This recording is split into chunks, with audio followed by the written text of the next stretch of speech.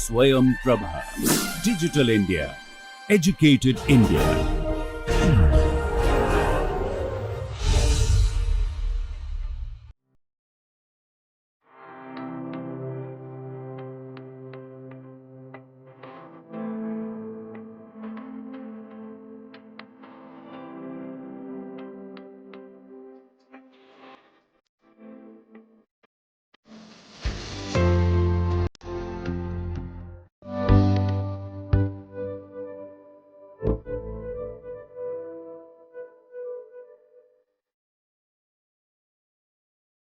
வணக்கம். Good morning. Will start with what we left off. போன இடம் எங்கே விட்டோமோ அங்கேருந்து ஆரம்பிக்கலாம். ஸோ போன முறை என்ன பார்த்தோன்னா, ஸ்டேட்மெண்ட் என்னென்னு பார்த்தோம், அதோட நெகேஷன் என்னென்னு பார்த்தோம், குவான்டிஃபயர்ஸ் என்னென்னு பார்த்தோம், குவான்டிஃபயர்ஸ் ஃபார் ஆல் தேர் எக்ஸிஸ்ட். இது வந்து existential, sorry, this is existential, this is universal. யூனிவர்சல்னா பொது பண்பு, எக்ஸிஸ்டன்ட்னா இருப்பை காட்டுறது, இருப்பித்தல். Okay. And then statements with one quantifier. Okay, ஒரே ஒரு குவான்டிஃபையர் இருக்கக்கூடிய ஸ்டேட்மெண்ட்ஸ் பார்த்தோம். அது பொதுவாக எந்த வகையில் இருக்குங்கிறதையும் பார்த்தோம். ஓகே, இதை மறுபடியும் ஒரு ரிவ்யூ பண்ணிடலாம். Okay, let us write this.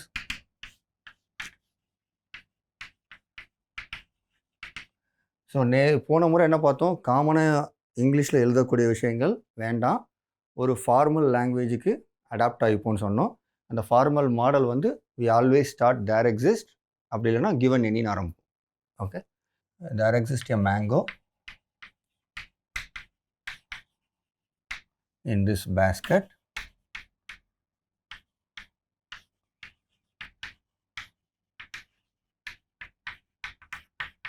which is ripe. சரியா? S2 என்ன பார்த்தோன்னா,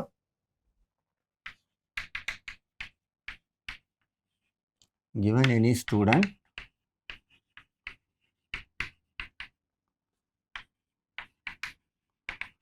in this class, he or she speaks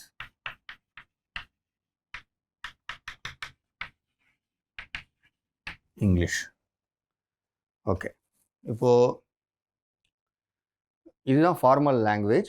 so நாம் என்ன பார்த்தோன்னா, ஒரு ஸ்டேட்மெண்ட் வந்து ஒரு குவான்டிஃபையரோடு இருந்தால் அது இந்த டைப்பில் இருக்கும், இல்லை இந்த டைப்பில் இருக்கும். இந்த ரெண்டு டைப்லையுமே காமனாக இருக்க விஷயம் என்னென்னா, ஒரு குவான்டிஃபையர் இருக்கும். இந்த ஸ்டேட்மெண்ட் என்ன குவான்டிஃபையர் இருக்குது, இது தேர் எக்ஸிஸ்ட். தேர் எக்ஸிஸ்ட்டுங்கிற quantifier, there exist means existential quantifier. Okay, இந்த சிம்பிள் யூஸ் பண்ணுவோம். இங்கே வந்து given any அப்படின்னு சொல்லும்போது இந்த சிம்பிள் இருக்குது ஃபார் ஆல். வாசிக்கும்போது given anyன்னு வாசிங்க, தட்ஸ் பெட்டர். ஓகே, ஸோ ஒரு குவான்டிஃபையர் இருக்கும், ஒரு அண்டர்லைங் செட் இருக்கும். எப்போ ஒரு குவான்டிஃபையர் வந்தாலும் அது பக்கத்தில் ஒரு அண்டர்லைங் செட் இருக்கும். இங்கே வந்து மேங்கோஸ் இன் தி பேஸ்கெட், அது அண்டர்லைங் செட்டு. இந்த இடத்துல வந்து students in the class. Okay, so அப்புறம் ஒரு ப்ராப்பர்ட்டி இருக்குன்னு பார்த்தோம். இங்கே உள்ள ப்ராப்பர்ட்டி வந்து the mango is ripe. Okay, இங்கே உள்ள ப்ராப்பர்ட்டி வந்து student speaks English. Okay, so அதை மறுபடியும் எழுதலாம். ஓகே, குவான்டிஃபையர் இங்கே வந்து இது சேம் திங் ஹியர். இங்கே குவான்டிஃபையர் என்ன, for all or given any. இங்கே உள்ள அண்டர்லைங் செட் வந்து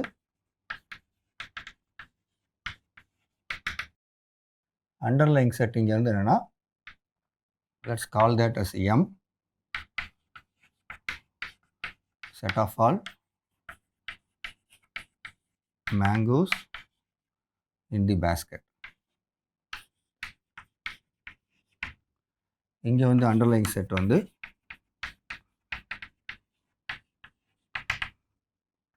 let us call it as S. set of all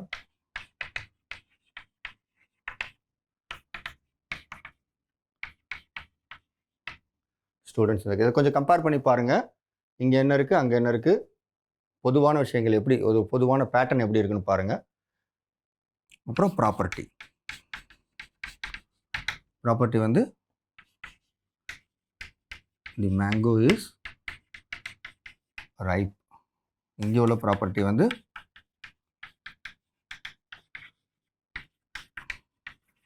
the student speaks English. Okay, so இந்த மூணுமே பார்ட் ஆஃப் தி சென்டென்ஸ். இங்கேயும் இந்த மூணுமே part of the sentence. So இது எப்படி எழுதலாம் அப்படிங்கிறத சொல்லியிருந்தேன். ஸோ இங்கே தேர் எக்ஸிஸ்ட் இருக்கிற இடத்துல தேர் எக்ஸிஸ்ட் போடணும். So there exist a mango in the basket. So there exist a element in this set M such that has the property P.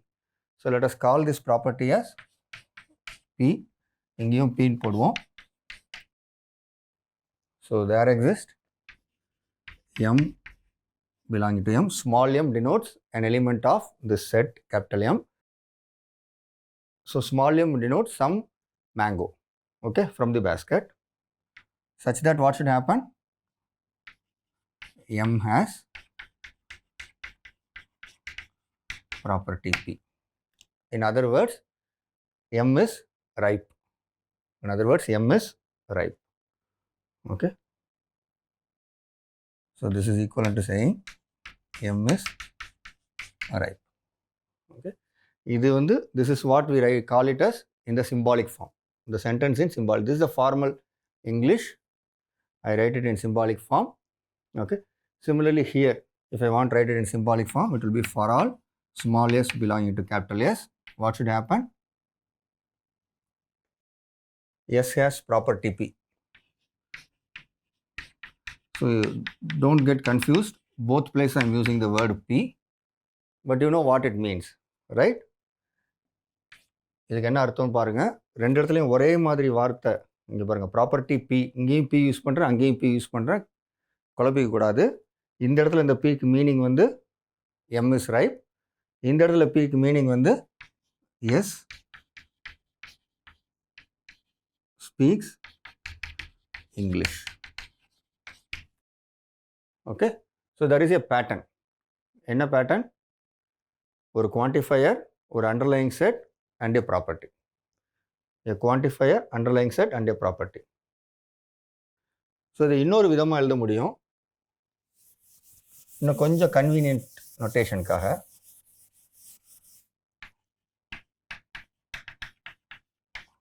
இந்த ஃபார்ம் லுக் அட். நான் என்ன பண்ணுறேன்னா, இங்கே ஒரு ப்ராக்கெட் போடுறேன் இந்த மாதிரி. இந்த ப்ராக்கெட் வந்து it is someway if you can see, நீங்கள் எப்போல்லாம் ஒரு மேத்தமெட்டிக்கல் ஸ்டேட்மெண்ட்டை படிக்கிறீங்களோ அப்போல்லாம் இந்த மாதிரி ஒரு ப்ராக்கெட்டை போட்டு பார்த்தீங்கன்னா எது எதை டிபெண்ட் பண்ணியிருக்கு அப்படிங்கிறது புரியும். இது ஒரு கன்வீனியன்ட் ஃபார்ம் ஆஃப் ரைட்டிங். இது ஒரு வசதி, நமக்கு ரொம்ப வசதியாக இருக்கும் எழுதுறதுக்கு. இதே மாதிரி அதே எழுதிடுவோம். For all S in S, S speaks English.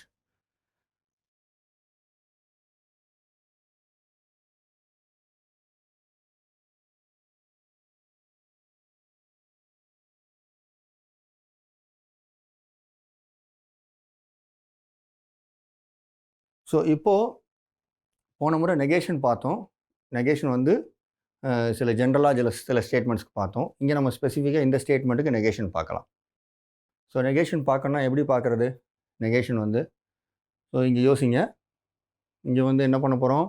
இதோட நெகேஷன் பார்க்க போகிறோம். அப்படின்னா என்ன அர்த்தம்னா, இந்த ஸ்டேட்மெண்ட் என்ன சொல்லுது? இந்த ஸ்டேட்மெண்ட் வந்து ஏதோ ஒரு மாங்காய், அந்த கூடையில் இருக்க மாங்காய் பழுத்திருக்குன்னு அர்த்தம். இதுக்கு நெகேஷன் என்னது? கூடையில் இருக்க எல்லாமே நாட் ரைப், பழுக்கலைன்னு அர்த்தம். ஓகே, அதாவது இந்த ஸ்டேட்மெண்ட் தப்பு அப்படின்னு எப்போ வெரிஃபை பண்ணுவோம்? கூடையில் இருக்க பழத்தெல்லாம் ஒன்றுனா எடுப்பேன். எடுக்கிறேன், அது காயாக இருக்குது. அடுத்தது எடுக்கிறேன், காயாக இருக்குது. இப்படி எடுத்துகிட்டே இருக்கேன். கூடையில் எல்லாம் எம்டி ஆகிடுச்சு. ஆனால் எல்லா காயும் எல்லாமே காயாக இருக்குது அப்படின்னா என்ன அர்த்தம்? எதுவுமே பழுக்கலைன்னு அர்த்தம். அப்போ தான் இந்த ஸ்டேட்மெண்ட்டு தப்புன்னு தெரியும். இப்போ நீங்கள் எடுத்து பார்த்து செக் பண்ணிகிட்டே இருக்கும்போது ஏதோ ஒன்று பழமாக இருந்துச்சு வச்சுக்கோங்க, இந்த ஸ்டேட்மெண்ட்டு சரின்னு ஆகிடும். ஸோ நெகேஷன்னா என்னது? இந்த ஸ்டேட்மெண்ட் தப்புக்கான அர்த்தம். அப்போ என்ன அர்த்தம் ஆகுது? இந்த ஸ்டேட்மெண்ட்டுக்கான தப்பு வந்து தப்புங்கிறதுக்கு அர்த்தம் வந்து ஒவ்வொரு மாங்காவும் எடுக்கிறேன், எல்லா மாங்காவுமேவும் பழமாக இல்லை, காயாகவே இருக்குது. அப்படி தான். அப்படின்னா என்ன அர்த்தம்னா, given any mango from the basket, நான் அப்படியே இங்கிலீஷில் மாற்றி எழுதுறேன், ஒன்றும் பிரச்சனை இல்லை. இது புரியலன்னா பரவாயில்ல, இங்கிலீஷ் உங்களுக்கு கஷ்டமாக இருந்ததுன்னா இது புரிஞ்சால் போதும் உங்களுக்கு. இது மாதிரி எழுத தெரிஞ்சுக்கணும்னு அவசியம் இல்லை, பட் அதை இமிட்டேட் பண்ணால் வந்துடும். 4 வாட்டி என்ன பண்ணுங்கள், நான் இங்கே செய்கிற மாதிரி நீங்களாக ஒரு கற்பனையில் ஒரு விஷயத்தை க்ரியேட் பண்ணி, ஒரு லாங்குவேஜ், ஒரு சென்டென்ஸ் க்ரியேட் பண்ணி, அந்த இதை இந்த மாதிரி மாற்றி மாற்றி எழுதி பழகுங்க. எழுதி பழகுனா எளிமையாக புரியும், ஒன்றும் கஷ்டமான விஷயமே கிடையாது. given any mango from the basket, it is not ripe. it is not ripe அப்படிங்கிறது தான் முக்கியமான விஷயம். எப்போவுமே நெகேஷனில் என்ன பண்ணுவோம், நம்ம பார்ஷியலாலாம் சொல்ல மாட்டோம். சம்திங் இஸ் ஹேப்பனிங்னா சம்திங் இஸ் நாட் ஹேப்பனிங். ஒன்று நடக்குது, அது நடக்கலை. ஓகே, இருக்குது, இல்லை, இதுதான் நெகேஷன். ஓகே, ஸோ ஒன்ஸ் இது வந்து ஒரு ஃபார்மல் லாங்குவேஜ் ஃபார்மில் இருக்குது. ஃபார் எக்ஸாம்பிள் இந்த ஃபார்மில் இருக்குது, given any student in this class, he or she speaks English. இங்கே பாருங்கள், given anyங்கிறது quantifier, student in this classங்கிறது it denotes the underlying set. What happens there? For whatever element from that set, this is what is happening. This is a property. அதே ஃபார்மில் இங்கே இருக்குது பாருங்கள். இதோட negation வந்து என்னது? given any mango from the basket. given anyங்கிறது quantifier, mango from the basket வந்து it is like m belonging to m. set of all mangoes from the basket தான் அந்த underlying set. it is not ripe. okay, the property is not true. it is not ripe னா அர்த்தம், this property p is not true. what is p? p is the mango is ripe, the mango is not ripe. okay, right. இப்போ இதை வந்து நான் negation இன் symbolic ஃபார்மில் எழுதுனா என்ன ஆகுது? for all m belonging to m, what happens? m is not ripe. மறுபடியும் note பண்ணுங்கள், மறுபடியும் இந்த ப்ராக்கெட் போட்டுக்கோங்க. So when you put the bracket, it looks like a nice form. There exists has become for all, and the property is here. That property is not true, so m is not ripe. Okay, the pattern is understood here. நம்ம இதே விஷயத்தை இங்கே பண்ணுவோமா? இங்கே பண்ணால் எப்படி பண்ணுவோம்?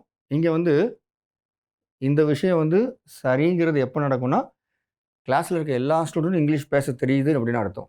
Okay, அப்போது இது தப்பு அப்படின்னா என்ன அர்த்தம்னா, நான் ஃபஸ்ட்டு இது சரின்றப்போ ஒவ்வொரு ஸ்டூடெண்ட்டாக கூப்பிட்டு எக்ஸாமின் பண்ணுவேன்.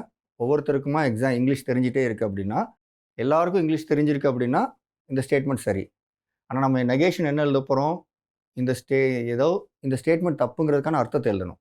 ஓகே, இந்த ஸ்டேட்மெண்ட்டுக்கு தப்புங்கிறதுக்கான அர்த்தம் எழுதுறது எப்படி எழுத போகிறோன்னா, எப்போ தப்பாக இருக்குங்கிறத கண்டுபிடிக்கணும். முதல்ல நம்ம எப்போ தப்பாக இருக்கும்? ஒரு ஸ்டூடெண்ட்டை கூப்பிடுறேன், இங்கிலீஷ் பேச தெரியுது, ஓகே. இன்னொரு ஸ்டூடெண்ட்டை கூப்பிடுறேன், இங்கிலீஷ் பேச தெரியுது, ஓகே. இன்னொருத்தனை கூப்பிடுறேன், இங்கிலீஷ் பேச தெரியலை. அப்போ என்ன ஆகிடுதுன்னா அதோட முடிஞ்சது. இந்த ஸ்டேட்மெண்ட் தப்பாயிடுச்சு. இந்த ஸ்டேட்மெண்ட் சொல்லி எல்லாருக்குமே இங்கிலீஷ் பேச தெரியும்னு சொல்கிறேன். நான் ஒரு ஸ்டூடெண்ட்டை கூப்பிட்டு அந்த ஸ்டூடெண்ட் இங்கிலீஷ் பேச தெரியல அப்படின்னா என்ன அர்த்தம்? அந்த ஸ்டேட்மெண்ட் தப்பாயிடுது. அப்போது whenever I say something is wrong like this, okay, then I should find somebody. இங்கே வந்து எல்லாருக்கும் பொதுவான ஒரு பண்பு என்னென்னா, எல்லாருமே இங்கிலீஷ் பேச தெரியும்னு. அப்போ அந்த பொதுப்படையான விஷயம் வந்து தப்புன்னும் போது யாராவது ஒருத்தருக்கு அதில் இல்லை தெரியல அப்படின்னாலே அந்த ஸ்டேட்மெண்ட் தப்பாயிடும். அந்த யாரோ ஒருத்தரை எப்படி கண்டுபிடிக்கிறது? ஓகே, அதை தான் என்ன பண்ண போகிறோம்னா, if I can find somebody from this class who does not speak English, then this statement becomes wrong. அதை தான் எழுதணும். ஓகே, இந்த கிளாஸ்லேருந்து ஒருத்தரை கண்டுபிடிச்சி அவங்க இங்கிலீஷ் பேச தெரிலனா இந்த ஸ்டேட்மெண்ட் தப்பு. Okay, right. ஸோ அதை நான் எப்படி எழுத போகிறேன் பாருங்கள். இங்கிலீஷ் தான் எழுதுகிறேன் மறுபடியும். there exists a student in this class who does not speak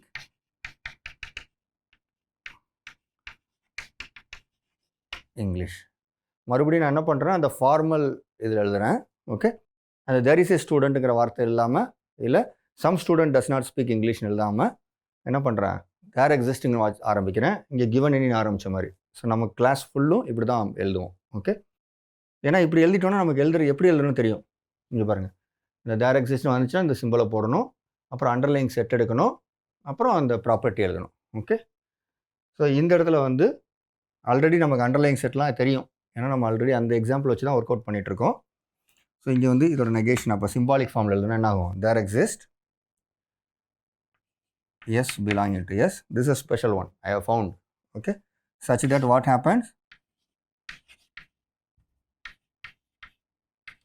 S does not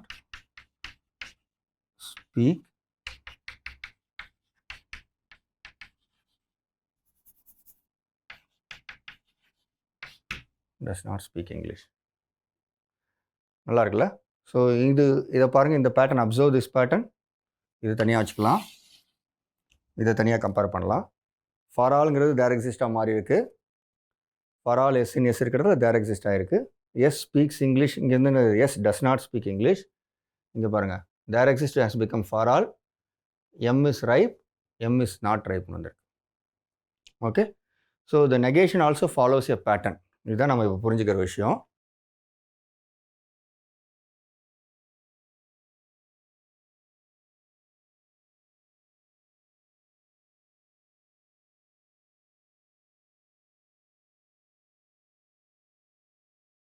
இப்போ இதில் முக்கியமான அப்சர்வேஷன் என்னென்னா, ஒரு ஸ்டேட்மெண்ட் வந்து ஒன்று சரி இல்லை தப்பு. ஓகே, அதை தாண்டி இருக்க முடியாது இல்லையா? இப்போது இது தப்புங்கிறதுக்கான அர்த்தம் இது. அப்போ இது தப்புங்கிறதுக்கான அர்த்தம் எதுவாக இருக்கும்? எழுதி பாருங்கள்.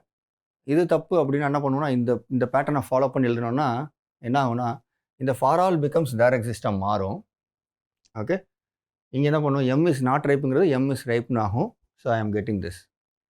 ஸோ இது என்ன அர்த்தம்னா, இது தப்புங்கிறதுக்கான அர்த்தம் எழுதி அது தப்புன்றதுக்கு அர்த்தம் இல்லைன்னா மறுபடியும் இதே வந்துடுது.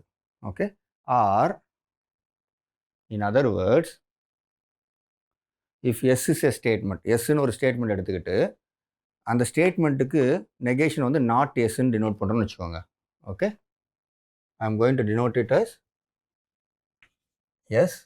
இதோட நெகேஷனை வந்து நாட் எஸ்ன்னு டினோட் பண்ணனா, இந்த நாட் எஸ் இதுக்கு நாட் அப்படின்னா என்ன அர்த்தம்னா, this two has the same meaning.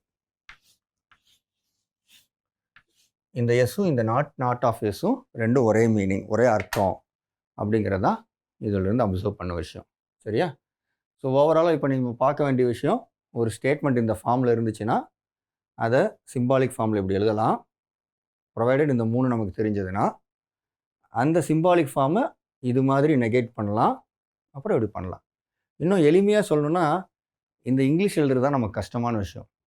Okay, ஆனால் இப்போ நம்ம இந்த மெத்தட் கண்டுபிடிச்சனால நமக்கு என்ன ஆகும்னா, இது ஈஸி ஆகிடும். இந்த ஃபாரால் தேர் எக்ஸிஸ்டாக மாற்றுறது, தேர் எக்ஸிஸ்டாக ஃபார் ஒரு ஃபார்முலா மாதிரி ஆகிடுது கிட்டத்தட்ட. இதை மாற்றினதுக்கப்புறம் இதை நம்ம அப்படியே இங்கிலீஷ் எழுதிடலாம். இப்போது நீங்கள் நான் என்ன சொன்னேன், இந்த ஃபாரால் இருக்கிறதெல்லாம் கிவன் எனின்னு வாசிக்க சொன்னேன். ஓகே, இப்போ இதை கிவன் எனின்னு வாசிங்களேன். Given any M in M, M is not ripe. So given any M இருக்கிறதுல மேங்கோ போட்டுக்கிறேன். Given any mango in the basket, ஏன்னா கேபிட்டல் எம் என்னது, set of all mangoes in the basket. Given any mango in the basket, okay, it is not ripe or that mango is not ripe. அப்படி எழுதும் போதுனால இந்த ஸ்டேட்மெண்ட்லேருந்து English எழுதுறது ஈஸியாக இருக்குது. Okay, அது மாதிரி இதை பாருங்கள். There exist a mango in the basket such that that mango is ripe. There exists a mango in the basket which is ripe. Okay, such that that mango is ripeங்கிறதும் which is ripeம் ஒன்று தான். Okay, so symbolic ஃபார்ம்லேருந்து இங்கிலீஷ்க்கு போகிறது இன்னும் ஈஸியாக இருக்குது. Okay, நமக்கு இப்போ பாருங்கள், மேத்தமெட்டிக்ஸில் எப்படின்னா, இந்த பர்டிகுலர் வே ஆஃப் ரைட்டிங் நம்ம கற்றுக்கிட்டோம்னா இதிலிருந்து மேத்தமெட்டிக்ஸ், இங்கிலீஷில் மேத்தமெட்டிக்ஸ் எழுதுறது ஈஸியாகிடும்.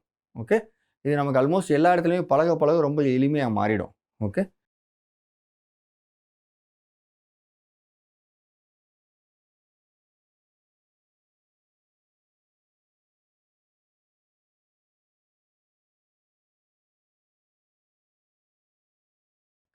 இது மாதிரி ஒரு எக்ஸாம்பிள் பார்க்கலாம், ஜென்ரல் எக்ஸாம்பிள். ஓகே, ஜென்ரல் எக்ஸாம்பிள்னு சொல்கிறத விட மேக்ஸில் உள்ள எக்ஸாம்பிளே பார்க்கலாம். மேக்ஸில் உள்ள ஒரு எக்ஸாம்பிள்னால் எப்படின்னு நான் சொல்லிடுறேன். நமக்கு வந்து set of all real numbers தெரியும் இல்லையா?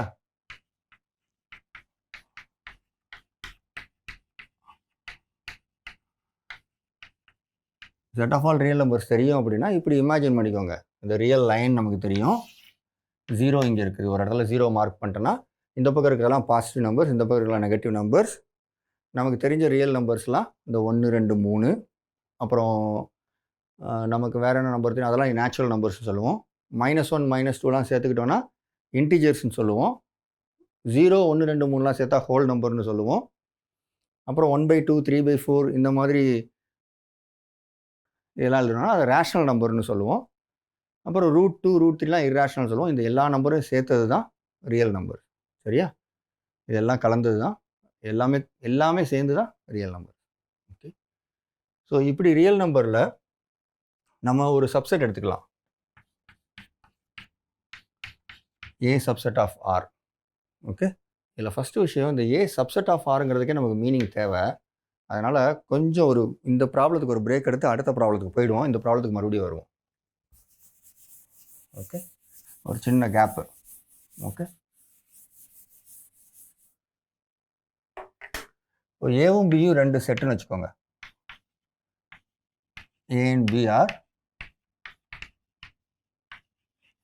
2 செட்ஸ். ஏ சப்செட் ஆஃப் பினா என்ன அர்த்தம்? இது என்ன சொல்லுவோன்னா, பி ஒரு கணம்னா ஏ பியோட உட்கணம். தமிழில் உட்கணம்னா இட் இஸ் அ சப்செட் அப்படிங்கிற வார்த்தை. ஸோ அது எப்போ அப்படின்னு கேள்வி கேட்குறேன். ஓகே. எப்போன்னு எப்படி சொல்லுவீங்க? நீங்கள் ஜென்ரலாக புக்கிலலாம் படிச்சிருப்பீங்க. இப்படி ஒரு வட்டமோ ஏதோ போட்டிருப்பாங்க. அதை பின்னு எழுதியிருப்பாங்க. இப்படி ஒன்று போட்டு இதை ஏன்னு எழுதியிருப்பாங்க. இதுக்கு என்ன அர்த்தம்? பிக்குள்ளே ஏ இருக்குது அப்படின்னு அர்த்தம். ஆக்சுவலாக அப்படி அந்த வார்த்தை தப்பு. பிக்குள்ளே ஏ இருக்குன்னு சொல்லக்கூடாது. ஏன்னா பிக்குள்ளே செட் ஆஃப் ஆல் ஸ்டூடெண்ட்ஸாக இருப்பாங்க. A set of all girl ஸ்டூடெண்ட்ஸாக இருக்கலாம். ஸோ அப்போ என்ன அர்த்தம்னா, அந்த set is not inside B, it is only the members are inside. அப்படின்னா என்ன அர்த்தம்னா, பியில் ஏல இருக்க மெம்பர்ஸ் எல்லாருமே பிலையும் மெம்பர்ஸாக இருக்காங்க அப்படின்னு அர்த்தம். Okay. B set of all student தான் இங்கே இருக்க எல்லா மாணவர்களும் அப்படின்னு அர்த்தம். ஏ ஒன்லி கேர்ள் ஸ்டூடெண்ட்ஸ் அப்படின்னா மாணவிகள் மட்டும் அப்படின்னு அர்த்தம். ஓகே. அப்போது ஏல மாணவிகள் இருக்காங்கன்னா எல்லா மாணவர்கள்லேயும் ஏ இருப்பாங்க. ஏல இருக்க எல்லாருமே இருப்பாங்க. ஓகே. எல்லா மாணவர்களும் சேர்க்கும்போது ஆண் பெண் 2ஐயும் சேர்த்துருவாங்க. ஸோ இங்கே என்ன பண்ணோன்னா, அப்போ இதை எப்படி நம்ம டிஸ்கிரைப் பண்ணுறோம் அப்படிங்கிறது ஒரு கேள்வி. ஓகே. எப்படி டிஸ்கிரைப் பண்ணுறோம்? எவ்ரி மெம்பர் ஆஃப் ஏ. இப்போ மறுபடியும் ஒரு விஷயம் சொல்கிறேன். இப்போ நான் எழுதுறது எனக்கே கேஷுவலாக வருது பாருங்கள். Every member of A is a member of B. இது என்னது? It is actually the description of a subset of B. ஆனால் இது ரொம்ப casual way of saying. Okay. நம்ம ஃபார்மலாக எழுதுறதுக்கு நம்ம எப்போவுமே என்ன சொன்னோம்? Every, for all, for each அதெல்லாம் மாற்றி எழுதணும்னு சொன்னோம். ஸோ அதை மாற்றி எழுதுனா எப்படி எழுதணும்? கிவன் எனி, அந்த எலிமெண்ட் மெம்பருக்கு பதிலாக எலிமெண்ட் எழுதுகிறேன். Element of A, given any element of A, it is an element of B. இதுதான் formal way of writing. Okay. இன்னும் இதை கொஞ்சம் ஒரு மாதிரி என்ன சொல்ல, ரிஃபைன் பண்ணுறது, இன்னும் கொஞ்சம் மெருகேற்றுறது, இன்னும் கொஞ்சம் அழகாக எழுதணும் அப்படின்னா, இந்த இடத்துல எழுதுகிறோம் பார்த்தீங்களா, கிவன் எனி எலிமெண்ட், அந்த எலிமெண்ட்டுக்கு ஒரு பேர் கொடுத்துடலாம். ஓகே. அந்த பேர் கொடுக்கும்போது என்ன ஆகுனா, given element A, small A of capital A, இந்த இட்இஸ்க்கு பதில் என்ன சொல்லிடலாம், அந்த ஸ்மால் ஏ அந்த பேரையே அங்கே யூஸ் பண்ணிடலாம். Okay. A is an element of B.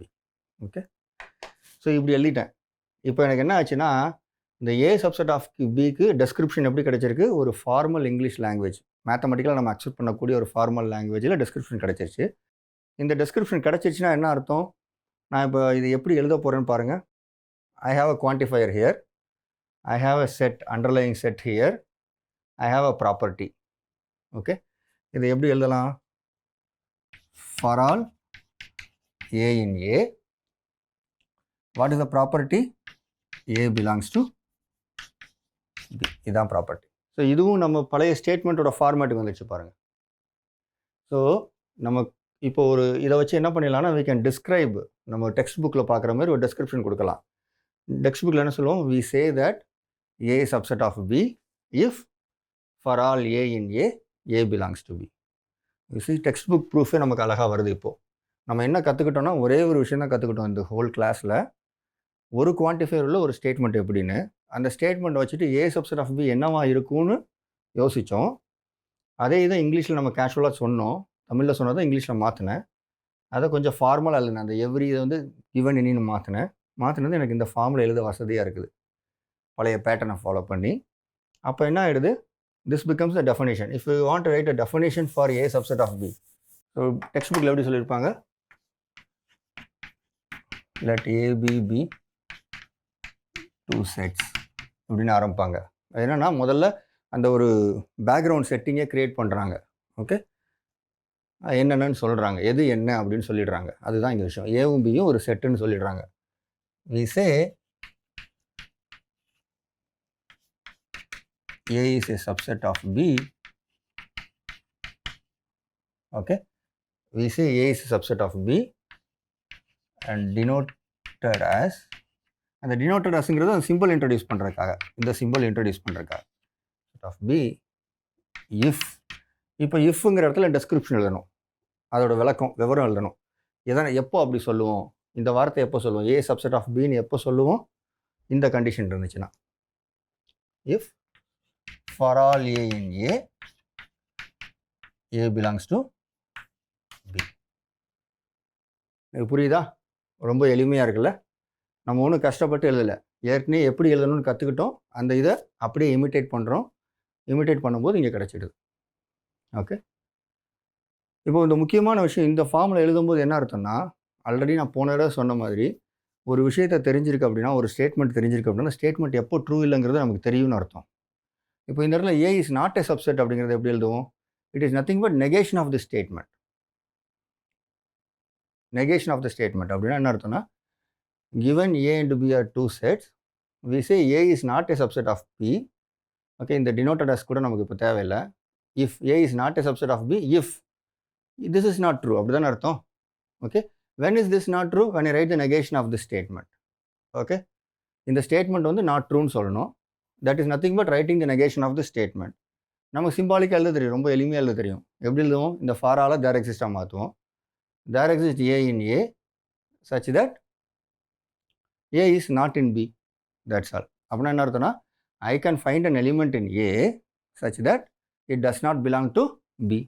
Okay, so இந்த மாதிரி இடத்துல ஒரு நாட் ஏ சப்செட்டுக்கு படம் வரைஞ்சிங்கன்னா எப்படி வரைவீங்க, நாட் ஏ சப்செட்டுக்கு 2-3 விதத்தில் படம் வரையலாம். இது B, இது A. இப்போ A is not A subset. Okay, இது B, இது A. இப்போ A நாட் ஏ சப்செட், ஏன்னா இங்கே ஒரு எலிமெண்ட் கண்டுபிடிச்சிட்டு இங்கே ஒரு எலிமெண்ட் A இருக்குன்னு எழுதிக்குவோம், வரைஞ்சிக்குவோம். ஸோ அப்போ என்ன இருக்குன்னா, there is an element A in A which is not in B. அதான் அதுக்கு அர்த்தம். இங்கே வந்து கம்ப்ளீட்டாக அந்த செட்டே வெளியில் இருக்குது, அப்போவும் A is not a subset. So இந்த ரெண்டுமே ஒன்று தான். பட் ஆனால் நமக்கு என்ன தெரியும்னா, இப்போ இந்த ரெண்டையும் தனித்தனியாக நம்ம சொல்லலை, ஒரே விஷயம் சொல்கிறோம். எந்த சுச்சுவேஷனாக இருந்தாலும் என்ன அர்த்தம் நமக்கு, there is an always an element A which does not belong to B. அது மட்டும் போதும். ஸோ அதனால தான் இந்த இது ப்ரிசைஸ். இந்த மாதிரி கேஸ் பை கேஸாலாம் நம்ம அனலைஸ் பண்ணவே தேவையில்லை when you use this formal way of writing negation. Okay, let me write down what is the meaning of. இப்போ இந்த இடத்துல வந்து என்ன பண்ணலாம்னா, டைரெக்டாக நம்ம நெகேஷன் மட்டும் எழுதிடுவோம். Okay, so negation. ஸோ உங்களுக்கு இந்த நொட்டேஷன் வேணும்னா, A இஸ் நாட் ஏ சப்செட்டுக்கு வந்து ஒரு நொட்டேஷன் இருக்குது, இந்த சிம்பிள். ஓகே, அந்த சப்செட் சிம்பிளை போட்டு அடிச்சிடணும். அதுதான் A is not A subset. So we say I am not writing everything. இது எல்லாத்தையும் எழுதல, நான் பாதி தான் எழுதுறேன். A is not A subset of B if, ரொம்ப சிம்பிள், இதை மட்டும் மாற்றி எழுதினா போதும். என்ன எழுதுனா, there exists A in A such that A is not in B. Not இன்க்கு இந்த சிம்பிள். ஓகே, ஸோ இப்போ இதை வந்து அப்படியே டிரான்ஸ்லேட் பண்ணுவோமா இங்கிலீஷ்க்கு. we say A is not a subset of B if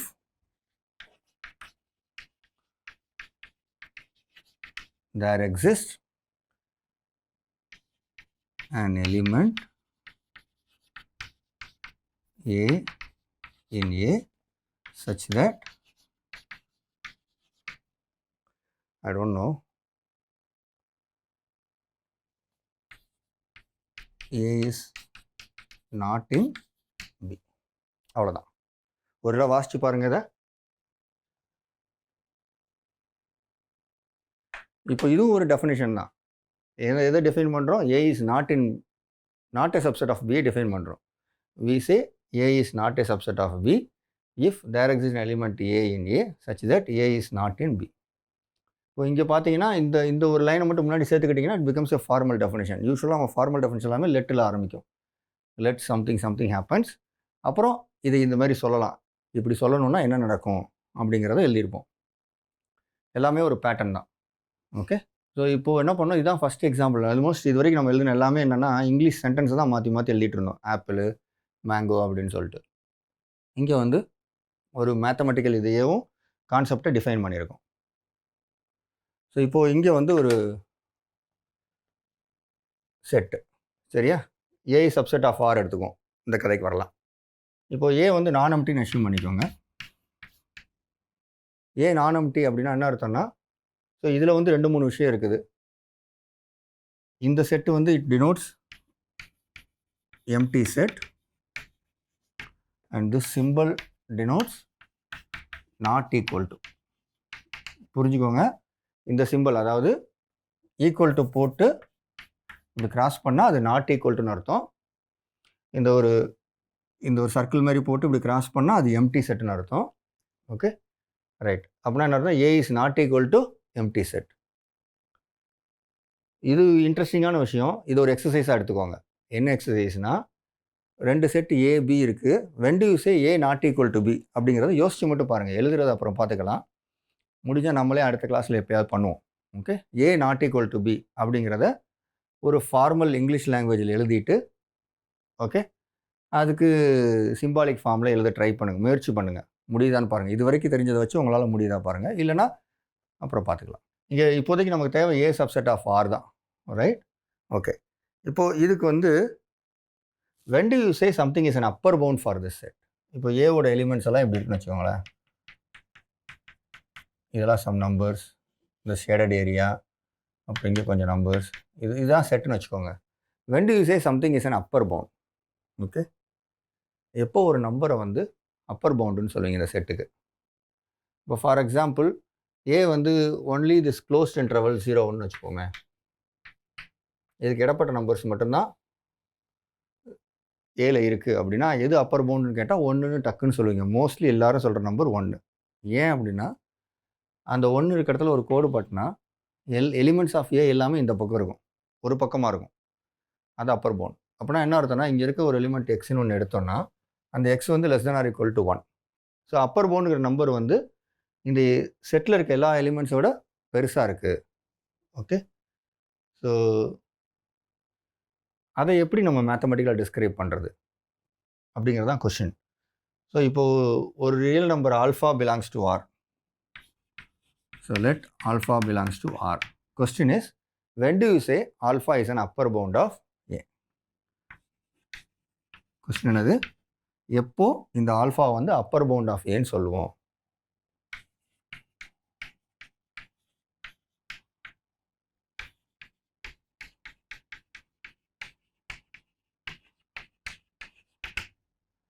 சரியா? இதை ஆன்சர் பண்ணுறதுக்கு முன்னாடி கொஞ்சம் எக்ஸாம்பிள்ஸ் போடலாம். ஓகே, இப்போது இந்த செட் எடுத்துக்குவோம். இந்த செட் 0,1 அப்படிங்கிறது என்னென்னா, it is nothing but set of all real numbers such that 0 less than or equal to X less than or equal to 1ன்னு வரும். அதாவது 0க்கும் 1க்கும் இடையில இருக்க நம்பர்ஸ். ஓகே, இதுக்கு அப்பர் பவுண்ட் என்னன்னு கேட்டால் யூ வில் சே தட் 1ன்னு சொல்லுவீங்க. ஏன் அப்படின்னா any x belonging to this satisfies x less than or equal to 1. கரெக்டா? Right. So 1 is an upper bound. இப்போ 1/2 அப்பர் பவுண்டான்னு கேட்டால் 1 by 2 an அப்பர் பவுண்ட்?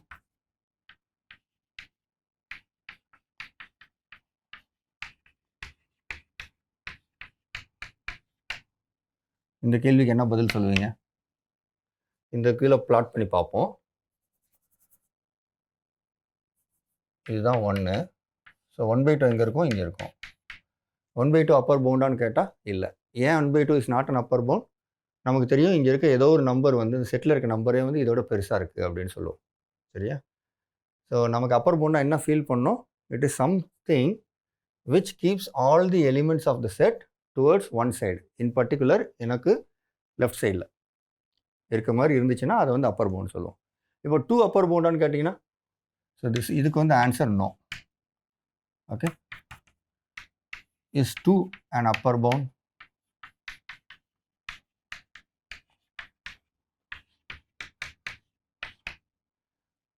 அப்படி கேட்டால் என்ன சொல்லுவீங்க? இப்போ 2 வந்து இங்கே இருக்கும், இங்கே எங்கேயோ இருக்கும். 2 அப்பர் பவுண்டான்னு கேட்டால் இந்த இடத்துல என்ன சொல்லுவீங்க நீங்கள்? மோஸ்ட்லி நம்ம ஃபஸ்ட்டு என்ன ஃபீல் பண்ணோம்? நம்ம படம் வரைஞ்சதுலேருந்து ஒரு அப்பர் பவுண்ட்னா என்னதுன்னா, அந்த அப்பர் பவுண்டுங்கிற பாயிண்ட்டை வந்து மார்க் பண்ணோன்னா நம்ம செட்டோட எலிமெண்ட்ஸ் எல்லாம் அதுக்கு ஒரு பக்கமாக இருக்கணும், முக்கியமாக லெஃப்ட் சைடில் இருக்கணும். அப்போ தான் அப்பர் பவுண்ட். இப்போது நமக்கு அதே தான் இருக்குது. இங்கே போட்டோன்னா எல்லாமே இந்த லெஃப்ட் சைடில் தான் இருக்குது. இது மாத்திரம் இல்லை, இதை தவிர எந்த பெரிய நம்பர், ஒன்றை விட பெரிய நம்பர் எது போட்டாலும் இப்படி தான் இருக்குது. இதை எப்படி ப்ரூவ் பண்ணுவோம்? In case if you want to say upper பவுண்ட்னா என்ன ஃபீல் பண்ணோம்? அதனால் take any element from that set that should be less than or equal to that set. So இங்கே வந்து we know that x is less than or equal to 1 and 1 is less than 2. Therefore நம்ம real நம்பரில் அந்த ஆர்டரில் வந்து டிரான்சிட்டிவிட்டின்னு ஒன்று இருக்குது. Okay, a less than or equal to b, b less than or equal to c னா a less than or equal to c. அதை use பண்ணி என்ன சொல்லலாம்? x is less than or equal to 2ன்னு சொல்லிடலாம். அதை வச்சு என்ன சொல்லிடலாம்? It is a upper bound. சரி, இந்த டெஃபினிஷனை இப்போ நம்ம அப்சர்வ் பண்ணதை how will you write it? முதல்ல இங்கிலீஷ் எழுதணும். let alpha belongs to R. when do you say alpha is an upper bound of A? இது வரைக்கும் நம்ம அப்சர்வ் பண்ண விஷயத்தை இங்கிலீஷ் லாங்குவேஜில் எழுதணும். ஸோ கொஞ்சம் யோசிச்சு பாருங்கள் எப்படி எழுதலான்னு. இது எப்படி எழுதலாங்கிறதுக்கு நான் ஒரு ஐடியா சொல்கிறேன். எந்த ஒரு எலிமெண்ட் எடுத்தாலும் அது வந்து அந்த அப்பர் பவுண்டோட சின்னதாக இருக்கணும். ஓகே, அப்போ எந்த ஒரு எலிமெண்ட் எடுத்தாலும் அப்படின்னா என்ன அர்த்தம்? நான் என்ன சொன்னேன்? எந்த ஒரு பொருள் எடுத்தாலும் அப்படின்னா given any. So given any element from the set A, what should happen? That should be less than or equal to alpha. Okay, let alpha belongs to R. Okay, we say alpha is an upper bound of A in R. அந்த இன் ஆர்னா alpha comes from ஆர்ன்னு சொல்கிறதுக்காக, ஒரு stress பண்ணுறதுக்காக சொல்கிறேன். ஃப்யூச்சரில் புரியும் உங்களுக்கு அது எதனால் அப்படி எழுதுறேன் அப்படின்னு. If given any A in A, A is less than or equal to alpha. இது நடக்கணும். ஓகே, ஸோ இது இன்னும் கொஞ்சம் ஃபார்முலா எழுதுனா என்ன பண்ணுவேன் நான்? ஓகே, இதை கொஞ்சம் அழிச்சிடலாம். இதில் பார்த்தீங்கன்னா சில இது மிஸ்ஸிங். என்ன மிஸ்ஸிங்னா ஏ என்னன்னு நான் சொல்லவே இல்லை, ஆனால் இங்கே சொல்லியிருக்கேன். ஓகே, இதெல்லாம் சேர்த்து எழுதணும் ஃபார்முலா எழுதணும்னா. Okay, let A be a non-empty subset of R and alpha belongs to R. இதுதான் அந்த செட்டிங்கை டிஸ்கிரைப் பண்ணுறது, பேக்ரவுண்ட் செட்டிங்கை. ஓகே, டிஸ்கிரைப் பண்ணிட்டு we say alpha is an upper bound of A in R if. இந்த இஃப்ன்ற இடத்துல தான் நம்ம conditions, அந்த description எழுதுறோம், விளக்கத்தை எழுதுகிறோம். அந்த விளக்கம் என்னது? given any A in A, A is less than or equal to alpha. You see this? given any இருந்தால் for all போடணும். ஓகே, இன்னும் கொஞ்சம் பெருசாக எழுதலாம். for all A in A, bracket notation use பண்ணலாம். Okay, A is less than or equal to alpha. Okay, do you see this? இதை பார்த்தீங்களா? புரியுதா? இது ரொம்ப எளிமையாக இருக்குது. நம்ம டிஸ்கிரிப்ஷனை முதல்ல அப்சர்வ் பண்ணணும்.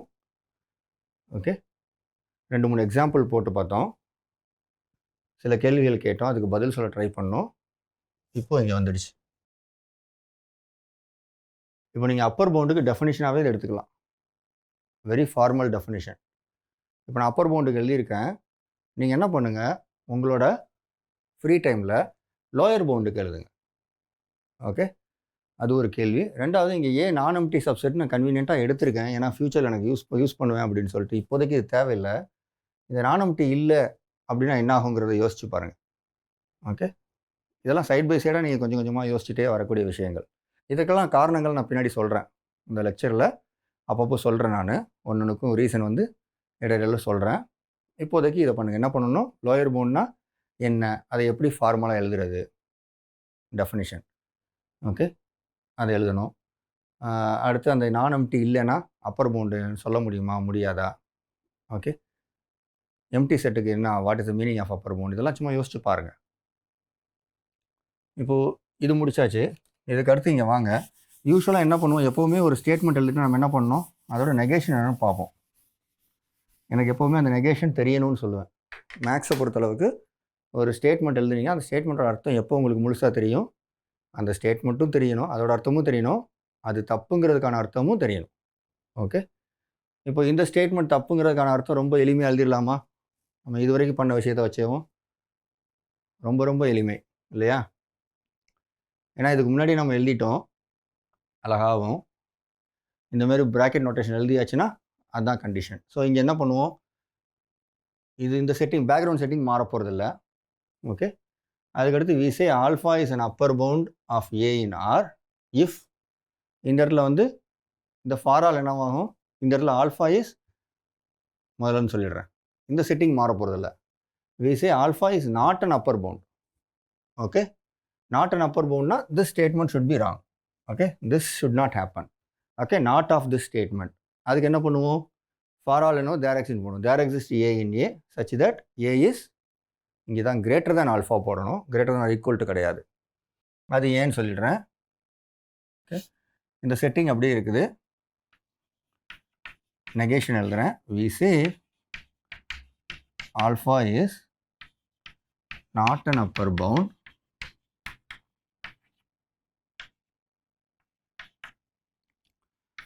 of A in R if there exists A in A such that A is greater than alpha. Okay, right.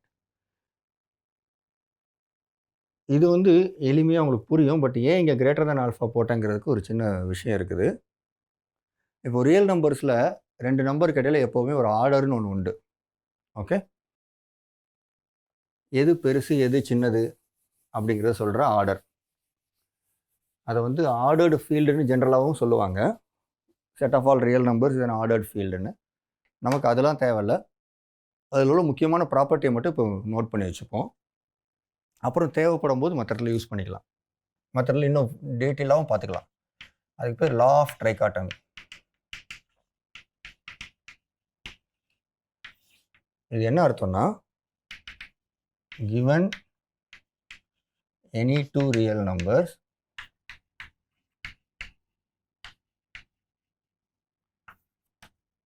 A and B, only one of the following is true.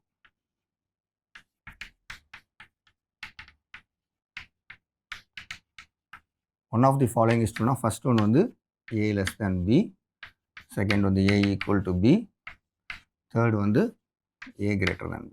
இல்லைனா ஒரே ஒரு சிம்பிள் யூஸ் பண்ணால் B less than A. இந்த less than அப்படிங்கிறது order அப்படின்னா இந்த மூணில் ஏதாவது ஒன்று தான் ஒரு நேரத்தில் ட்ரூவாக இருக்க முடியும். ஓகே, இப்போது நமக்கு என்ன கொடுத்துருக்காங்க, இங்கே சில விஷயங்கள் இருக்குது. A less than or equal to alpha. இது A less than இருக்கலாம் அல்லது A equal to ஆல்ஃபா. இதுக்கு பேர் காம்பவுண்ட் ஸ்டேட்மெண்ட்ஸ். இந்தமாரி ஸ்டேட்மெண்ட் வந்தால் அதை எப்படி நெகேட் பண்ணுறது அப்படிங்கிறதெல்லாம் மறுபடியும் பார்ப்போம் நம்ம இப்போது. ஸோ இப்போதைக்கு இந்த ரெண்டில் எது வேணாலும் இருக்கலாம் அப்படின்னு சொல்கிறாங்க. இந்த ஸ்டேட்மெண்ட் தப்பு அப்படின்னா இது ரெண்டுமே தப்பு அப்படின்னு அர்த்தம். Okay, this or that. Okay, ஒரு கடைக்கு போகிறீங்க, எனக்கு வந்து ஒரு ஃபோன் வேணும்னு வாங்க போகிறீங்க. அப்போ வந்து ஒன்று அந்த ஃபோன் வந்து 256 ஜிபி ஸ்டோரேஜ் இருக்கணும். அப்படி இல்லைன்னா 108 மெகா பிக்சலில் ஃபோட்டோ எடுக்கணும். இந்த ரெண்டில் ஏதாவது ஒன்றாவது எனக்கு வேணும் அப்படின்னு சொல்கிறீங்க. சரியா? அப்போது உங்களுக்கு ஒரு ஃபோன் தர்றான். அந்த ஃபோன் வேண்டான்னு சொன்னீங்கன்னு வச்சுக்கோங்களேன். என்ன அர்த்தம்? ஏதாவது ஒன்று இருந்தாலும் நீங்கள் வாங்கிடுவீங்க. ஆனால் அந்த ஃபோன் வேண்டான்னு நீங்கள் கொடுத்தீங்கன்னா என்ன அர்த்தம்? ரெண்டுமே இல்லைன்னு அர்த்தம். ஸோ மறுபடியும் அதை ரிப்பீட் பண்ணுறேன். ஒரு கடைக்கு போகிறீங்க. உங்களுக்கு ஃபோன் வாங்கணும். அந்த ஃபோனில் வந்து ஒரு கண்டிஷன், உங்களுக்கு என்ன கண்டிஷன்? 256 ஜிபி ஸ்டோரேஜ் இருக்கணும். இன்னொரு கண்டிஷன் 108 மெகா பிக்சல் கேமரா இருக்கணும். இந்த ரெண்டில் ஏதாவது ஒன்றாவது இருக்கணும், நான் வாங்கிக்கிறேன் அப்படின்னு கடைக்காரன்ட்ட சொல்ல போகிறீங்க. ஸோ கடைக்காரன் என்ன சொல்கிறான்? இந்த ஃபோன் எடுத்துக்கோங்கன்னு உங்கள் கையில் தர்றான். நீங்கள் அதை வேண்டான்னு திருப்பி கொடுப்பீங்க. எப்போ திருப்பி கொடுப்பீங்க? இந்த ரெண்டில் எதுவுமே இல்லைன்னு தானே திருப்பி கொடுப்பீங்க. இல்லை ஏதாவது ஒன்று இருந்தாலும் வாங்கிடுவீங்க. ஸோ அதோட நெகேஷன் அப்படின்னா திஸ் ஆர் தேட் அப்படின்னு இருந்துச்சுன்னா அதோட நெகேஷன் என்னது? ரெண்டுமே இல்லைன்னு அர்த்தம். ஸோ இப்போது நமக்கு ஆல்ஃபா இஸ் அன் அப்பர் பவுண்டுனா இதெல்லாம் எழுதிடுவோம். Alpha is not an upper பவுண்டுன்னு சொல்லும்போது இதை எழுதிட்டு இதோட நெகேஷன் வேணும். இதோட நெகேஷன்னா இந்த ஃபாரால தேர் எக்ஸிஸ்ட் போடுவோம். There exist A in A and this should not be true. அப்போ இது நாட் ட்ரூனா இந்த காம்பவுண்ட் ஸ்டேட்மெண்ட் நாட் ட்ரூன்னு வரும். இந்த காம்பவுண்ட் ஸ்டேட்மெண்ட் நாட் ட்ரூன்னு என்ன வரணும்? இதுவும் தப்பு, இதுவும் தப்பு. ஸோ லா ஆஃப் ட்ரைகாட்டமி என்ன சொல்லுதுன்னா இந்த மூணில் ஏதாவது ஒன்று தான் சரியாக இருக்குன்னு சொல்லுது. நமக்கு என்ன கிடைச்சிருக்கு? இது தப்பு, ஏ லெஸ் தென் ஆல்ஃபா தப்பு. ஸோ நமக்கு என்னென்ன வாய்ப்பு இருக்குங்கிறத இங்கே எழுதிடுவோம். ஏக்கும் ஆல்ஃபாவுக்கு இடையில் என்ன 3 வாய்ப்பு இருக்குது? ஏ லெஸ் தென் ஆல்ஃபாவாக இருக்கலாம், ஏ ஈக்குவல்ஸ் ஆல்ஃபாவாக இருக்கலாம், அல்லது ஆல்ஃபா லெஸ் தென் ஏவாக இருக்கலாம். சரியா? ஸோ இந்த காம்பவுண்ட் ஸ்டேட்மெண்ட் தப்புங்கிறதுக்கான மீனிங் தான் இந்த இது சொல்கிறேன். எப்படி இது தப்புன்னு அர்த்தம்? இதுவும் தப்பு, இதுவும் தப்பு. ஆர் இருந்துச்சுன்னா இதுவும் தப்பு, இதுவும் தப்பு. ஸோ எனக்கு இது தப்புன்னு தெரியும். ஏ லெஸ் தென் ஆல்ஃபா தப்பு, ஈக்குவல் டு ஆல்ஃபா தப்பு. அப்போ இதுதான் சரியாக இருக்க முடியும். எதனால்? Law of trichotomy. அதைத்தான் இங்கே என்ன எழுதியிருக்கேன்? ஆல்ஃபா லெஸ் தென் ஏன்னு எழுதியிருக்கேன். புரியுதா? ஒரு நிமிஷம் கவனித்து பாருங்கள், உங்களுக்கே புரியும். ஸோ இங்கே என்ன ஆச்சுன்னா நம்ம ஒரு விஷயத்தை நெகேட் பண்ண போனோம். நெகேட் பண்ணும்போது அடிஷ்னலாக நமக்கு ஒரு விஷயம் கற்றுக்கிற மாதிரி ஆயிடுச்சு. என்ன கற்றுக்கிற மாதிரி ஆயிடுச்சுன்னா இங்கே less than or equal to ஆல்ஃபாங்கிறது ஒரு காம்பவுண்ட் ஸ்டேட்மெண்ட் ஆகிடுச்சு. அதை எப்படி நெகேட் பண்ணுறதுங்கிறது கற்றுக்கிட்டோம். ஓகே. ஸோ இப்போ நம்ம காம்பவுண்ட் ஸ்டேட்மெண்ட்டை பற்றி அப்போ நம்ம படிக்கணும். ஓகே. காம்பவுண்ட் ஸ்டேட்மெண்ட்னா என்ன, அதை எப்படி நெகேட் பண்ணுறது அப்படிங்கிறத பார்ப்போம். So A is A non empty subset of ஆர்னா when do you say alpha is an upper பவுண்டுக்கு இதுதான் notation. Okay. For all A in A இதுதான் டெஸ்கிரிப்ஷன். இது வந்து தப்பு அப்படின்னா என்ன அர்த்தம்னா alpha is not an upper bound. Alpha is an upper bound தப்புனா alpha is not an upper bound. எப்போவுமே அந்த நாட் யூஸ் பண்ணுங்கள். நாட் யூஸ் பண்ணும்போது நம்ம கரெக்டாக புரியும். Alpha is not an upper bound of A in R if there exist A in A such that A is greater than alpha. Right? Okay.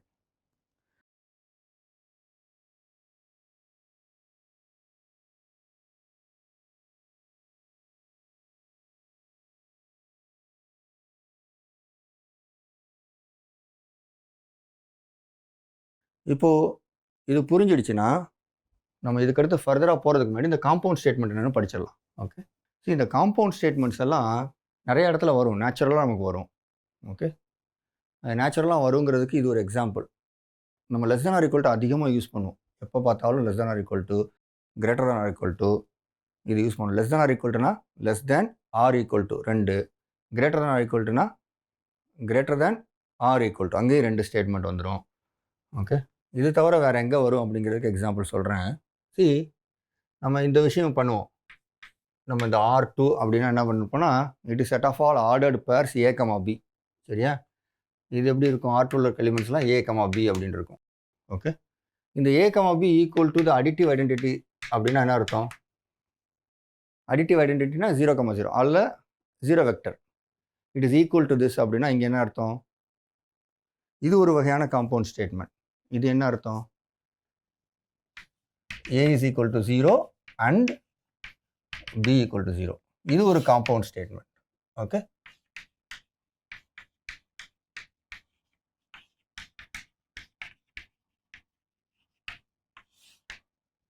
Right? So இதுக்கு ஒரு example எடுத்துக்கோங்க. இந்த and use பண்ணுறதுக்கு ஒரு எக்ஸாம்பிள் எடுத்துக்கோங்க. இப்போ இது negate பண்ணால் என்ன அர்த்தம்? What is the meaning of negation அப்படின்னா என்ன அர்த்தம்? இது தப்புனா என்னன்னு தெரியணும். நம்ம இங்கே வந்து ஆருக்கு பார்த்தோம். முதல்ல இதை ஒரு கன்சால்டேட் பண்ணி எழுதிக்குவோமா? நீங்கள் எழுதிக்கலாம்.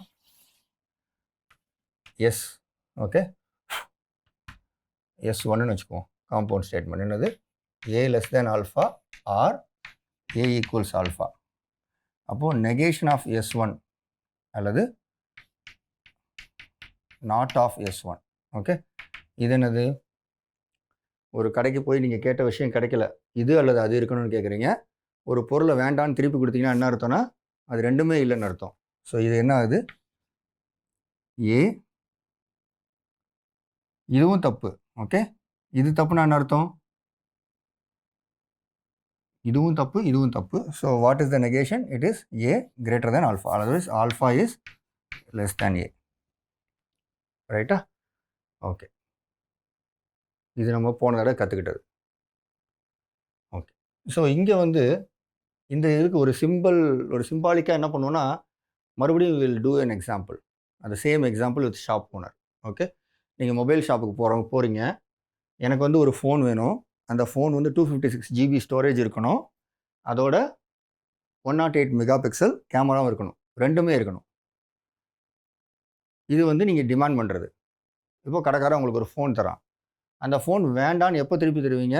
நீங்கள் கேட்ட டிமாண்டை அவன் கொடுக்கலனா வேண்டான்னு கொடுத்துருவீங்க. நீங்கள் கேட்டது 256 GB ஸ்டோரேஜ்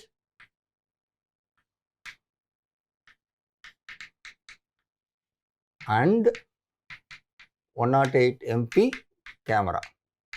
இந்த ரெண்டுமே இருக்கணும். சப்போஸ் நீங்கள் வந்து அவன் கடைக்காரன் கொடுக்குற ஃபோனை ரிஜெக்ட் பண்ணுறீங்க அப்படின்னா என்ன அர்த்தம்னா, என்ன அர்த்தம்? இதில் இது மட்டும் இருக்குது, இது இல்லைன்னா ஒத்துப்பீங்களா? ஒத்துக்க மாட்டீங்க. ஏதாவது ஒன்று இல்லைனாலும் ஒத்துக்க மாட்டீங்க, அப்படி தானே? ஸோ அதனால் அட்லீஸ்ட் ஏதாவது ஒன்றாவது இல்லாமல் போயிடும். அட்லீஸ்ட் இப்போ பாருங்கள், நீங்கள் ரெண்டையுமே கேட்குற, இதுவும் கிட்டத்தட்ட ஒரு ஃபார் ஆல் தேர் எக்ஸிஸ்ட் மாதிரி ஆகிடுச்சு பாருங்கள். இந்த ரெண்டுமே எனக்கு வேணும்னு நீங்கள் கேட்குறீங்க கடையில். ஆனால் இதில் ஏதாவது ஒன்று இல்லைன்னா கூட என்ன பண்ணுவீங்க? நீங்கள் வேண்டான்னு சொல்லிவிடுவீங்க. ஸோ அப்போ என்ன சொல்லலாம்னா, இதோட நெகேஷன் வந்து there is at least one of the feature which is missing. இதில் ஏதாவது ஒன்றாவது அந்த கேமராவில் மிஸ் ஆகுதுன்னு அர்த்தம். ஸோ அப்போ என்ன பண்ணுவீங்க? Not 256 GB storage or not 108 MP camera. ரெண்டில் ஏதாவது ஒன்று இல்லைன்னா கூட நீங்கள் திருப்பி கொடுத்துருவீங்க. ரெண்டுமே இல்லாமல் இருக்கலாம், அப்போது நீங்கள் திருப்பி தான் கொடுக்க போகிறீங்க. ஆனால் மினிமம் நமக்கு என்ன தெரியும்? ஏதாவது ஒன்றாவது இல்லாமல் இருக்கும். ஒரு கேமராவை நீங்கள் வேண்டான்னு சொல்கிறீங்க அப்படின்னா இந்த ரெண்டில் ஏதாவது ஒன்றாவது இல்லாமல் இருக்கும். ஸோ இப்போது ஜென்ரலாக ஒரு ஸ்டேட்மெண்ட் எழுதுவோம். இப்போ வந்து எனக்கு வந்து S1 அண்ட் S2 இதுதான் என்னோட ஸ்டேட்மெண்ட். ஓகே, S1 இருக்கணும், S2 ட்ரூவாக இருக்கணும். இப்போ இதோட நெகேஷன் அப்படின்னு என்ன அர்த்தம்? Not S1 or not S2. Right? அதான் நம்மளோட அப்சர்வேஷன் இங்கே. இதேமாரி அந்த பழைய எக்ஸாம்பிள் இங்கே வந்து எனக்கு இது வேணும் இல்லை இது வேணும்னு கேட்டிங்கன்னு வச்சுக்கோங்களேன். ஒரு ஃபோனை எப்போ ரிஜெக்ட் பண்ணுவீங்க? ரெண்டுமே இல்லாமல் இருக்கும்போது. So or becomes and. So if my statement is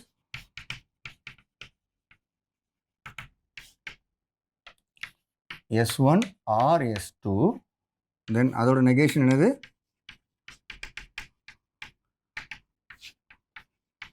not S1 and not S2.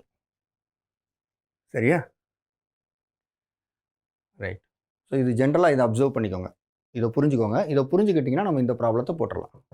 Okay,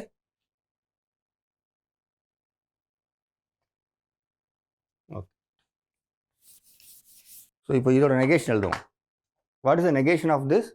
whenever there is equal to what I said, the negation will be not equal to. இப்போ a, b equal to 0, 0 இதுதான் statement. இதோட negation என்னது? a, b not equal to 0, 0. இது ரொம்ப simple இல்லையா? So இதோட corresponding statement என்னது? a equal to 0 and b equal to 0. ரைட்டா? ஸோ இந்த மாதிரி காம்பவுண்ட் ஸ்டேட்மெண்ட் எப்படி நெகேட் பண்ணுவோம்? இங்கே பாருங்கள், அண்ட் இருந்தால் இட் பிகம்ஸ் ஆர். அப்போ என்ன ஆகணும்? இதோட நெகேஷன் என்னது? Not this or this. a not equal to 0 or b not equal to 0. Right? இதை அழிச்சிடலாம். Look at this. I am negating a compound statement here. What is the meaning of this? This means this.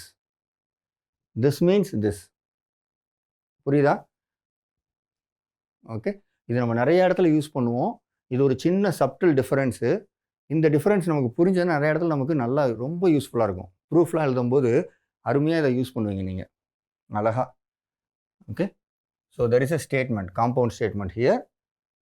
It's meaning is this, it's negation is this. Okay, so இதை இன்னும் கொஞ்சம் ஜென்ரலாக எழுதலாமா? சரி, நீங்கள் vector space படிக்கும்போது maybe படிச்சிருந்தால், இல்லை மற்ற நேரம் சிஸ்டம் ஆஃப் ஈக்குவேஷன்ஸ்லாம் படிக்கும்போது சிஸ்டம் ஆஃப் ஈக்குவேஷனை சால்வ் பண்ணுவீங்க. சால்வ் பண்ணும்போது சொல்யூஷன் வந்து ஒரு வெக்டர் ஃபார்மில் இருக்கும், என் டப்பிளில் கிடைக்கும், என் டப்பிளில் இருக்கும். அப்படின்னா x1 x2 etc. xn. okay, this is a solution of a system of equation in n variables and m equations அப்படின்னு படிச்சிருப்பீங்க.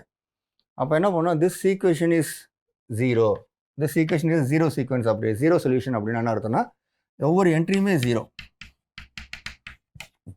how many times? n times அப்படின்னு இருக்கும். ஸோ அப்போ இதுக்கு என்ன அர்த்தம்? this is a 0 solution if, so your solution to system of equations x1 x2 etc. xn is 0 if given any I belonging to 1 2 etc. n, what property I have? xi is equal to 0. அப்படின்னா என்ன அர்த்தம்னா x1 0 x2 0 x3 0 etc. இதெல்லாம் and. It is a compound statement. இதுவும் ஒரு compound statement. So அப்போ இதுக்கு negation எப்படி? We say that x1 x2 xn is non zero. இது வந்து ஸ்டேட்மெண்ட். அப்படின்னா negation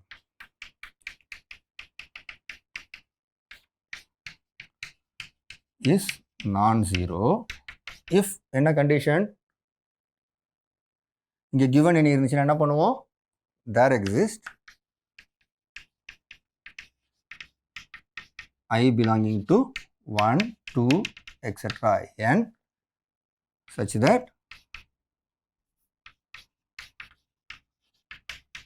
xi is not 0. This property has to be violated. இதான் ப்ராப்பர்ட்டி. இங்கே பாருங்கள், இங்கே வந்து we have a quantifier, we have a set, underlying set is this 1 to n, an element from that set such that xi is equal to 0. இங்கே இன்னொரு விஷயம் பாருங்கள், index தான் நம்ம பார்க்குறோம். இந்த எலிமெண்ட்டுக்கும் இதுக்கு டிஃபரன்ஸ் இருக்குது. But this whole xi depends on i. Okay, இந்த xi வந்து இந்த ஐயை பொறுத்து தான் இருக்குது, மாறுது. அதையும் கவனிச்சுக்கோங்க. இது ஒரு வித்தியாசமானது. அடுத்த கிளாஸில் இன்னும் கொஞ்சம் நிறையா பார்க்கலாம். அப்போது இதோட நெகேஷன் பாருங்கள். இங்கே ஒரு தேர் எக்ஸிஸ்ட்னு ஆரம்பிக்கிறோம். அந்த அண்டர்லைங் செட்டு மாறாது. எப்போவுமே நம்ம நெகேஷன் இதெல்லாம் மாறும்போது அண்டர்லைங் செட்டு மாறவே மாறாது. ஒரு ஸ்டேட்மெண்ட்டை சிம்பாலிக் ஃபார்மில் எழுதிட்டு நெகேட் பண்ணும்போது என்ன பண்ணுவோம்? அண்டர்லைங் செட்டு மாறாது.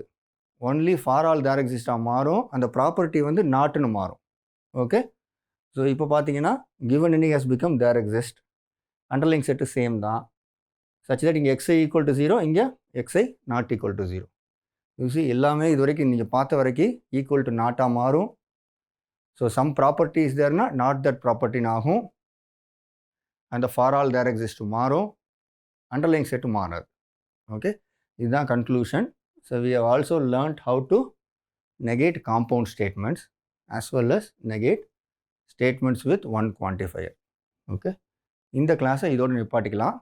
ஃபர்தர் டீட்டெயில்ஸ் நம்ம நிறையா படிப்போம் இந்த நெகேஷன் பற்றியும் நெக்ஸ்ட் கிளாஸில். நன்றி, வணக்கம், தேங்க்யூ.